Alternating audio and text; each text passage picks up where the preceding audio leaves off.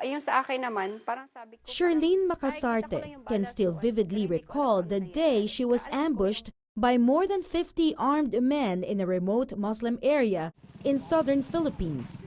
50 to 60 rebels with high-powered guns aiming towards my car. I got my Bible, embraced it, and prayed to the Lord for covering. And then I submitted myself to God. I said, Lord, if this is my time, thy will be done. Just take care of my children and my family. But it turned out that God saved me.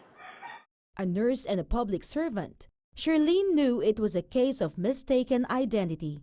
Her attackers belonged to the Muslim rebel group, Moro Islamic Liberation Front, or MILF. They were targeting a leader who formed a faction from the same group. Charlene miraculously survived the ambush. She has about 10 bullet splinters near her spinal cord, head, and other parts of her body. Charlene's brothers saw her suffering and vowed to take revenge. She asked them to forgive. But now a Christian church, the City of Praise, is experiencing reconciliation with Muslims. It may be unthinkable, but on this day, former Muslim rebel leaders Commander Spider and General Abdullah Omar have joined other Christians at this Sunday service.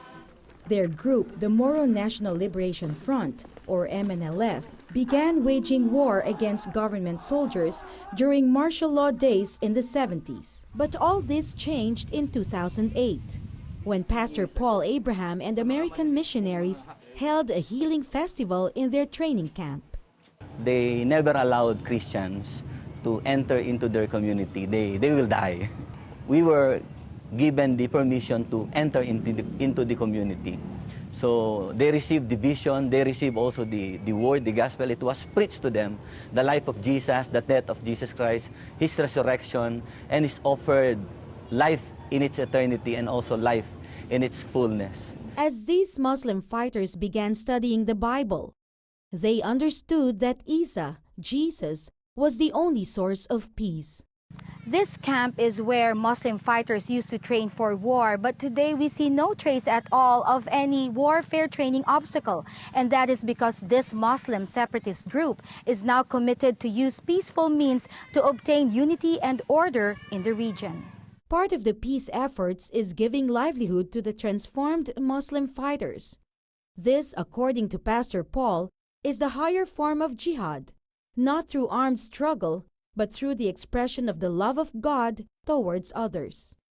MNLF Field Commander Spider is grateful that Christians are helping him rebuild his life. We are really committed to bring change. We lay down our firearms because our goal is for Christians and Muslims to live together in peace. Lucille Talusan, CBN News, Northern Mindanao, Philippines.